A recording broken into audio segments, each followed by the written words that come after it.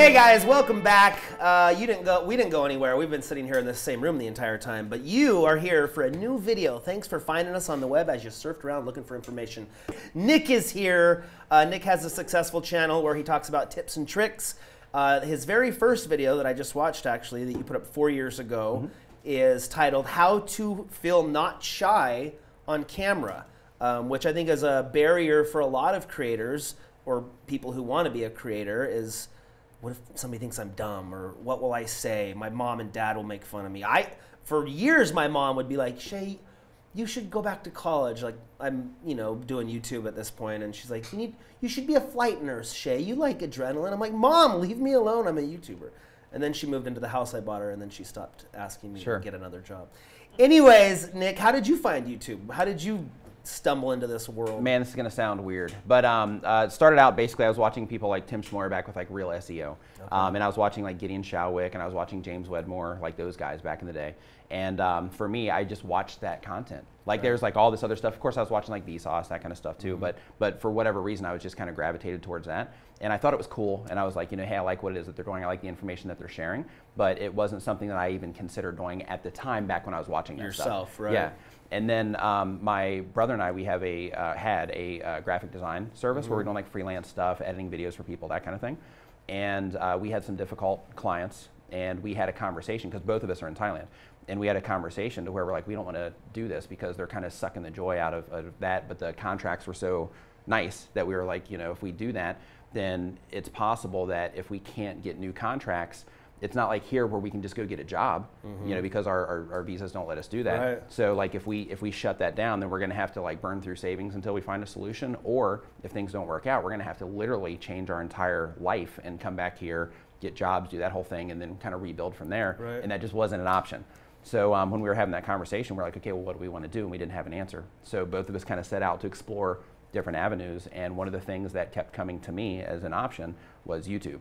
And this actually came from meditation, as weird as that sounds. No, that sounds great. I love meditation. So I'm sitting there and I'm meditating every day, while we're going through this process. And for whatever reason, like YouTube just kept coming into my brain. And I wasn't watching those guys anymore, but that stuff was still coming into my brain. And I was like, no way. I'm not gonna do that. There's no way that I'm gonna make YouTube videos. And it just kept coming, man. I just couldn't shake it. And then one day I was like, you know what? Sure, I'll put up some videos and just kind of see how it goes. And my original plan with it was, because I was looking into internet marketing as well as like one of the options. And my original plan was, okay, well, I'm gonna put up some videos, maybe get some people on an email list, because while looking into internet marketing, I was seeing everybody talking about, hey, you need to grow an email list. Right. So because of that, I was like, yeah, I'll kind of use it for that and see how it goes. And then I started the channel, and then after a handful of videos, I started getting a decent response. People talking about being, like, hey, good quality, that kind of stuff. And Daryl Eves actually had his 100,000 subscriber milestone video, and he reached out. Well, he didn't reach out at that point, but he said he made a video on his channel. And he said, hey, I'm accepting video submissions for anybody that has been watching my content. Just shoot me a video, let me know what my content's done for you, and maybe you'll make it in the video. And I made a video submission for him, and I guess just the quality, he said how I was presenting on the camera at the time and all that. He said, hey, I actually want to help you do another channel. And because the stuff I was making at the time was, like how to overcome camera shyness, how to be productive. I wasn't doing anything YouTube specific. And he was like, yeah, I think you'd be better suited for another channel. So I'm like, wow, this is great. This YouTube help person is reaching out to me and saying that, that they're kind of making me feel that, hey, I'm kind of like on the right path, right? Like somebody's reaching out saying, hey, you're kind of good at this, and I want to, help you with it. And I'm like, yeah, I'll take that opportunity. And we started working together on another channel. And he warned me, the channel was going great, and he warned me, he's like, when you commit to this, you have to commit to an upload schedule that you can sustain, because if not, it's a long game. So if you don't do that, then you're gonna burn out, and it's gonna you're gonna have to quit. And I'm like, yeah, sure, I'm all in, right? And I started uploading way more than I should have. At the time, I was doing 3 times a week, and it was educational content. So I had to like research it, and I was kind of new to that whole process. So it was taking way longer than it should have. And what ended up happening was I had the choice of, I am going to make YouTube videos, or I'm going to serve my design clients that I hate. And I said, okay, well, I'm going to just do the YouTube videos. And that started really affecting me. Basically, it made a bad problem worse, right? But what ended up happening is because I was getting the tension from there, the tension from, you know, spending all of my time on that, and I burned out just completely. I was like, you know what, I can't do this anymore. But I kind of caught the fire for YouTube at that point. And I said, you know what, I want to be on YouTube still, so I'm going to figure out how to make YouTube work. But I just can't do that type of content right now, right? It's going to be something I'm going to come back to. So I said, okay, well, on this other channel, I'm talking about things that are, you know, kind of in my brain, just experiences that I'm going through, you know, in that process. So I'm going to go back over there and start making that content because it's easier. And I did that, and I continued there doing content about just general video stuff, freelancer type stuff, you know, like how to work with clients, that kind of thing. And a friend of mine, Brian G. Johnson, he reached out and he was like, hey, we should do a video together. And we ended up doing it on YouTube SEO. And we did that video, and it wasn't a huge video in terms of views or anything, but people really responded to that video. And they're like, wow, how you explain this, you know, you explained it, you know, in a great way, I really get it. Could you make more of these? I'm like, okay, people like this. Right. So yeah, let me make more like this. And basically every single YouTube video that I put out, YouTube specific, people are like, wow, this is great. Make more of these. So then, you know, I just kept doing that, and then now, you know, people know me as like a YouTube help person. Were you shy at first, like as a person? Was that something you had to overcome? I'm by nature, I'm an introvert. Like I'm that guy that like in a you know, you go to a party, like I'm that dude like over in the corner hoping somebody comes over and talks to me. Really? Yeah, like in the videos, you know, it doesn't come across that way, but like I'm that guy. And when I was thinking of going on YouTube, like one of the reasons that when it kept coming to me to go on YouTube, one of the things that made me think, there's no way I'm going to do that, is because of that fear. Like I'm going to put myself on camera. What are people going to say? And it was so extreme. And this is going to sound ridiculous, but it was so extreme, and I was so self-conscious about going on camera that when I finally decided to do it, like I wore foundation, I put concealer under my eyes, and you know, like how, you know, as a human, and as a human, you know, we've got like little red spots here and there, and I went and I, you know, was trying to cover all of that stuff up and trying to kind of hide who I was, right, trying to hide me. And I still went through, you know, and made that video because I thought, you know, that's how I, you know, needed to do it.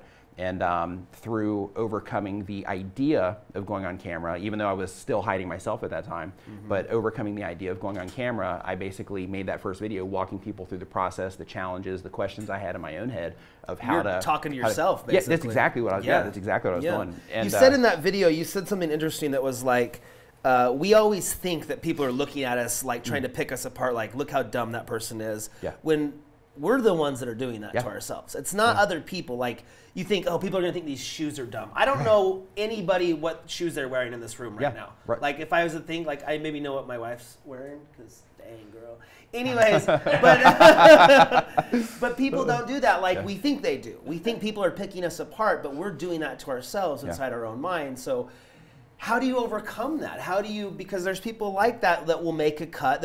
Maybe they will get the courage to make a video, and then they watch it back and then they criticize themselves. They're like, that's so stupid, I'm not gonna upload that. What is the, other than just doing it, how do you overcome that? And it's interesting, and it dawns on me, I kept thinking these podcasts were gonna be about like strategy and tips and tricks, but it all keeps coming back to mental health. It all keeps, like everybody I've interviewed, it's all about this interpersonal thing with yourself and like who you are and how you want to portray yourself. So how do you overcome that worry of people, or your worry of people thinking you're dumb?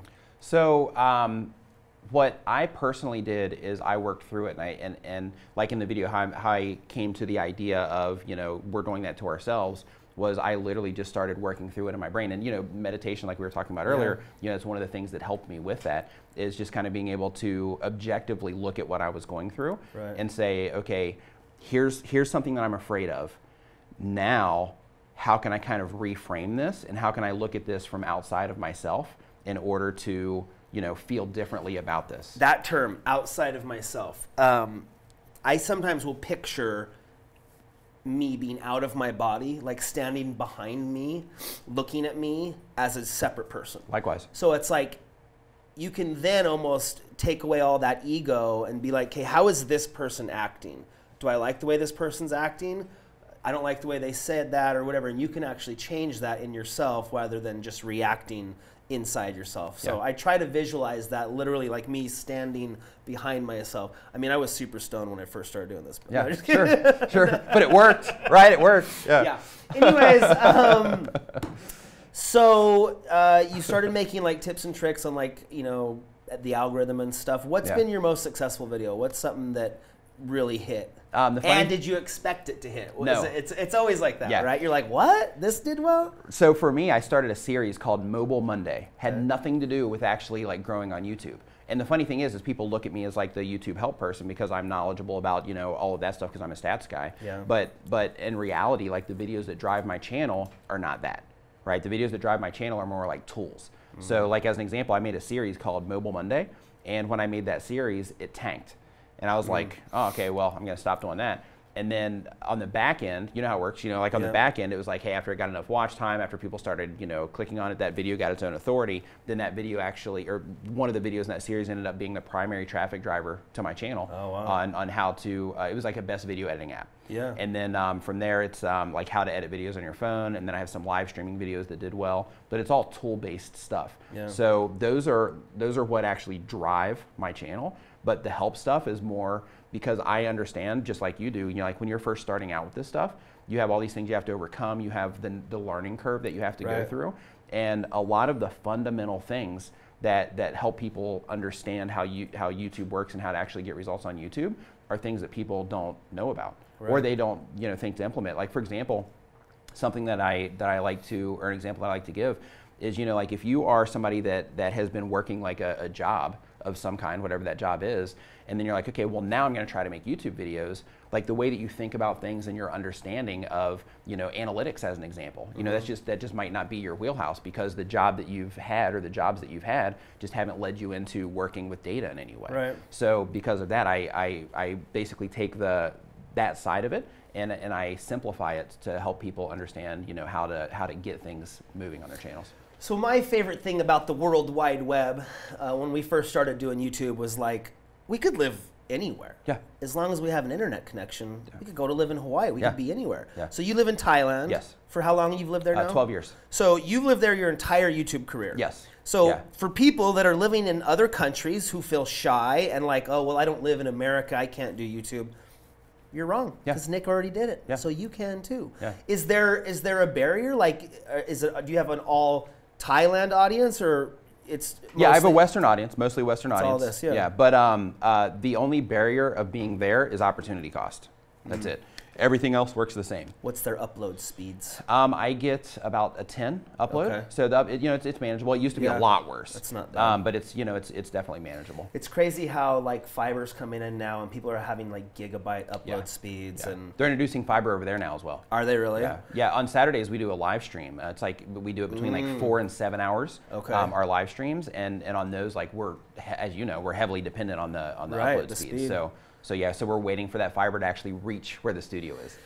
Do you think that teleportation will be possible once we speed up the internet? Hey, they're working on it. You know what I mean? They're working on it. I'm crossing my fingers. Yeah, that'll make travel so much easier. Well, I always think like, you know, a lot of the stuff that we're doing now is magic. Yeah. I mean, I can send this picture to France like that. You know, like you go talk to our ancestors, or you go on the Oregon Trail, they're coming across getting dysentery and whatnot. Right. You pull up in a tundra with my heater on and a breakfast burrito and some music pumping. That's a magic mobile, you know, like how is that working? Yeah. So it's like, if, you know, you could tell your ancestors some things we could do today and they'd be like, that's magic. Yeah. What could I tell you that we'll be able to do that would be magic?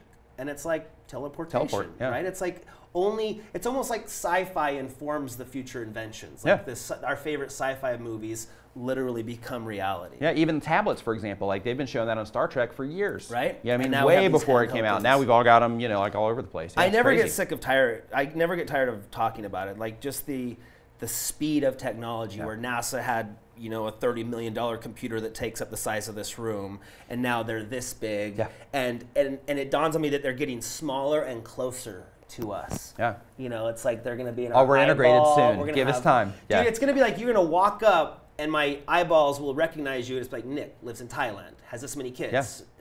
shaves his balls, whatever. Right. That was a previous conversation. Don't worry about it. Keeps it a little bit trimmed. Yeah. But it's like you will never have to remember. I mean, it almost seems like a crutch that might hurt us sometimes because all of human information is right here. Yeah. Everything recorded.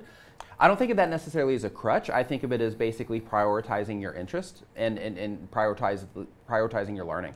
So like, for example, I'm not that great at math, even though like I love digging into stats, I'm not that great at math, but like the content that I like to, get into, like that stuff, it's like for my brain, it's like, hey, this is what works in terms of what I respond to. So I think that because of our vast knowledge of information, so to speak, that we're able to tap into, I think that it's not necessarily a crutch. I think it's just kind of opening us up to prioritize our knowledge. Yeah.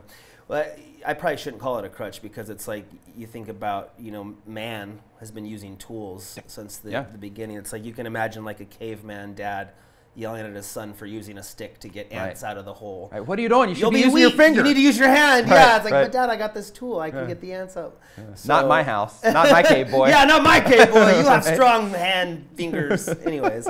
So one thing that you said is last year at Vid Summit was your first Vid Summit conference, and you said that helped you a lot. Yes. I totally agree. Like I've been going to these conventions, VidCon, Playlist Live, the whatnot for the last 10 years. And every time I leave, I feel motivated. I have new friends that I've networked with that have similar interests. And you made a statement that you said, like, that was your first time where people were coming up to you and being like, hey, this thing that you said in this video really helped my business. Yeah. And that affected you. Talk to me about that, where, coming to these conferences and networking, how has that helped your business? It's helped my business and it's helped my perspective. So like, especially being over in Thailand and not being able to just like go and like hang out with other creators. Now we have like a YouTube meetup over there. Right. But instead of like instead of being able to go and like meet up with creators, like I have this huge distance between me and all the people that I talk to. And coming here and being able to actually meet people that I've been talking to online is great. But more importantly than that is all the people in the comment section. Right, all those people that are leaving comments, like when you get a chance to actually look somebody in the eye, it's a totally different experience when somebody says, hey, great video, this helped me, figure this out or whatever. Like when you're actually looking people in the eye, you can actually feel what's behind that instead of just seeing it in a comment where it's just, where it's just ones and zeros. So yeah, we kind of get glossed over with that, with numbers and the comments and kind of there's a disconnect sometimes. Yeah. So I think it adds that human. The human these side are of real things. people. Yeah. Yeah. Well, it's real people, and it's like I'm making a difference. Yeah. Yeah. I mean, like I think that's the thing that really impacted me last year in terms of it being a pivotal thing for me, because it took it from, okay, well, like I said, I could put up more. I could focus on putting up mobile videos and live streaming and other tool videos. And my channel would probably grow 2 or 3 times as fast. But because I'm having those connections and I know now the impact that it's having, that is what drives me to keep making the type of videos that I'm making in terms of, I'm putting out tool videos because I got to keep everything growing, but I'm also putting out tons of content that's helping people understand how this stuff works. Do you feel pigeonholed sometimes? Like, I have to make tool videos. Like, do you ever think like, I want to make a music video or I want to do something else? And it's like you get into that same problem at the beginning, like, well, I can't come out and say I'm going to do music now because they'll be like, oh, what you're a musician now? Right. Do you ever have that? And if so, like, what kind of videos do you want to make that maybe you're like, oh, I don't know if I could put that on my channel? I'm experimenting with some vlog style stuff to where I'm actually going to integrate because I make my videos in a studio. So I have like a like a desk set. I have like a standing set as well, and then we have our live studio. So I'm always in that studio environment. There's only so many videos that you can make until it just becomes like a routine to where it's like, okay, yeah, it's fun, putting this stuff together and it's great that it's impacting people, but in terms of the creative outlet, like I'm just not getting that. Like it's cool initially because it's like, hey, I'm designing the lights, I'm getting this new set together and you're doing that whole thing. And so you get to express yourself that way. But once you get in that grind of just pumping out content from those locations, it kind of neutralizes the whole thing. Yeah. So right now I'm experimenting with mixing vlog style content into the help stuff. So it's more like out and about and that kind of thing. It seems like there's a big talk about YouTuber burnout right now. Yeah. It's real. I went through it with my old channel. Yeah, it's like, real. How do you avoid that? Is it By doing new stuff, making sure you're not uploading too much. I think it's pacing yourself. Yeah. Yeah, because even if you're transitioning creatively or you're experimenting creatively, I think that it's the workload and it's that pressure. Yeah. You know what I mean? In terms of, I'm uploading all the time, and I have to make sure that I hit the upload because I got to keep the algorithm ticking. Yeah. I have all these people expecting me to release a video, and I think that pressure really pushes on people and is a big contributor to burnout. And as you know, like as things start to grow, like more opportunities come in and more, you start working on more and more stuff, and all of those different things create even more and more pressure. Right. And I think that's why, like, as people get bigger, it becomes like a serious problem. Yeah. How many videos do you watch? How many YouTube videos do you watch? I feel like I watch less YouTube videos these days because I'm just like been creating and stuff. Yeah. I feel like back when we began, it was like everybody would watch everybody's videos. Yeah. I'd always, I'm like Naltz, Zipster, Christopher Mast, all these OG YouTubers. Yeah. Everybody would watch everybody's stuff.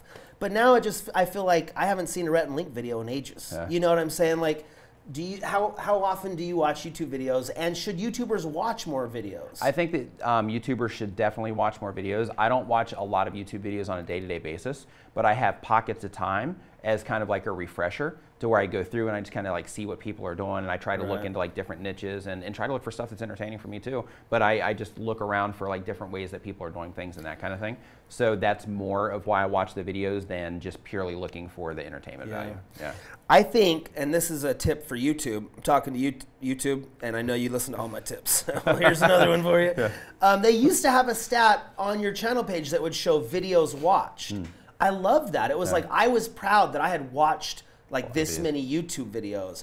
I think they should put that back. Like, that would encourage viewership. It's like, if you had the most watched videos, gives you a little more street cred. If you're going to be a creator, you need to watch other creators. It's social media. You got to be social. You got to interact. Gary Vee had a great point at his keynote yesterday. It was like, if you don't have time to respond to your audience, you don't have time to have an audience. Right. He said you should be religious about your audience. Yeah. I mean, at least a heart or something showing that you saw their comment. Their comment. And I think really, I mean, getting back to like the emotional side of this, we all want that intrinsically, to be recognized, to be noticed, to feel like we have worth, and it's possible on YouTube. Another thing we talked about before the cameras were rolling that I thought was interesting, because you live in Thailand, you said the comments are different there, like because of the culture. Yeah, for Thai YouTubers. Thai YouTubers specifically. Yes. Yeah, you said, so you have a friend that's starting a channel. Oh no, they have a channel. They're like one of the top fastest growing channels in Thailand right now. Yeah. That's cool. Is there a community there, like a Thailand community? That they have like YouTube meetups and things like that. They're awesome. Now they're in Bangkok. They're not in the city that I'm in. Yeah. But for Thai nationals, yes, they have meetups and things. I know like that we have a pretty big Thai audience that I've seen in our analytics, and we've always wanted to go out there. My sister-in-law lived there actually. What's that? I'll show you around. Okay. Yeah. It's official. I'm coming to Thailand. Boom. Okay, cool. We got a few more minutes. Give me like, what is the current? Like, because YouTube is changing all the time, and there's, different ways to approach the algorithm and stuff. What is, you think, the current best 3 tips you could give to a creator that's looking to, get more, viewership and revenue? 1, pace yourself for the burnout, but we'll make that one a bonus. 2 is to make sure that you're adding value to the people that are watching your videos, because there's an exchange that takes place. Right. People are they're basically sacrificing time out of their life to consume your content. So make it worth it for people. And the more worth it that you make it for those people, the more they're going to like your stuff, the faster people are going to subscribe, the more they're going to talk about you and talk about what it is that you're doing. So add value. 2 is best practices. Like YouTube, like the days of just uploading a video and it just going crazy just because you uploaded a video, like that's over. Yep. For the most part, I mean, I'm sure there's going to be an anomaly here or there, but for the most part, that's over. So go through the YouTube Creator Academy. Yeah. It's free, 100% free. YouTube puts it together. Essentially, it's an instruction manual for how to use YouTube. Yeah. So go through that, learn the best practices. That's huge. And the next one is just upload on a regular basis. Upload as much as you can handle, so to speak, without, having that risk of future burnout, but upload as much as you can, because, if people are into the content that you're making, putting that content out there, you're creating that audience of people that either think like you or they're getting some type of value from you, but they're digging what you're doing. Right. So upload as much as you can. That's reasonable. That will keep you, in a healthy state of mind. Do you think it's too late to become a YouTuber? No, not at all.